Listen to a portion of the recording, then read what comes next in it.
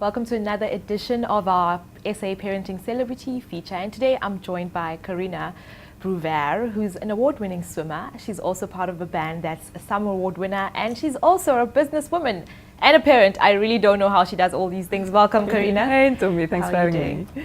So apart from having been a world record holder for, being one of the fastest swimmers, you've also been known to be one of the 4 swimmers to cross the notorious False Bay waters. I mean, how has being a parent actually changed your speed in terms of your swimming career? Look, when I became a parent, I sort of took it a bit slow with the swimming. I still continued my training, and swimming has always been a lifestyle for me rather than a competitive thing or wanting to achieve stuff. But then I did start getting into this open water swimming thing when I was about 2004, 2005, and I did loads of stuff across the world, and I was basically just having fun, and breaking some records in the process. But when I became a parent, I was a bit overwhelmed, I'll be honest, and I just didn't find space for that level of competition or that level of participation anymore. So I decided to stick to pool swimming, really. And fortunately, I'd kind of achieved what I wanted to achieve. I've done my big swims, like False Bay and the English Channel for me were the big ones. It was the Everests for me of open water swimming. I've kind of focused on my children and on my band, on Sterling EQ. We were very busy. I mean, we were traveling across the country. But last year, it's interesting how it sort of all came about that I returned to the open water, because I became very involved with the Little Fighters Cancer Trust. It's a charity that supports children with cancer and their families. And with Sterling EQ, we performed at some of their functions. But I don't know, I was just so enthralled by them, and I wanted to do more for them. And I felt powerless, because I felt, I can go and perform at their functions and go say that I support them, but what more can I do? They need funds, they need, they need promotion. And there was this little voice saying, well, you can kind of swim across channels and things, and you used to love doing that, and that's how it sort of all happened again. And it was just wonderful to come back and swim in the open water again, on quite a high level again, but for a reason. I'd like to continue doing that now, yeah. And I mean, you're still very much a part of Sterling EQ, which is the summer award-winning instrumental band that you're in. How do you actually balance it all out? Because now you have live performances and, all these rehearsals. It's just the life, eh?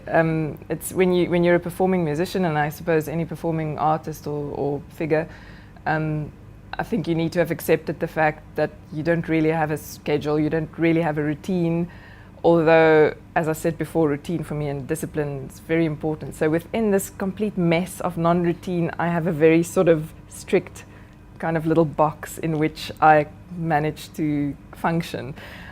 Maybe it doesn't sound like very sensible. And you play the flute, so do you ever play to your kids as well? Yeah, absolutely. In fact, the eldest one is starting violin lessons now, her choice.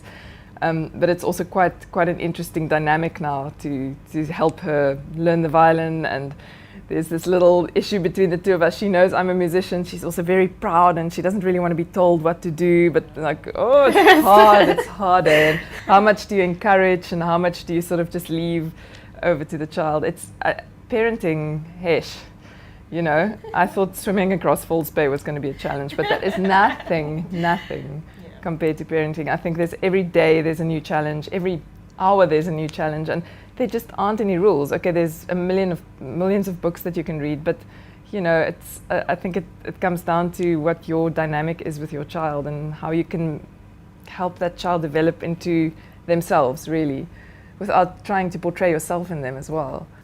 And you're very much an advocate for children's rights. You're very much a part of the Little Fighters Trust for kids living with cancer. I mean, how has that changed your life, and what actually got you involved with that organization?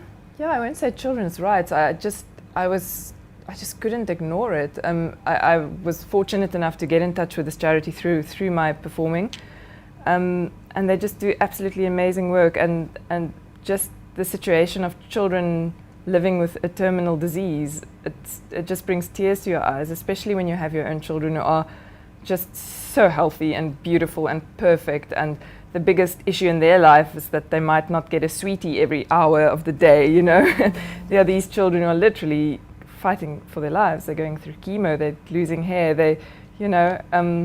it just really hurts. And I just felt that I'm in a position to make a small difference for them. And I've always been really touched by struggles of children and those of old people. Those are sort of the two things that, I don't know, really touch me.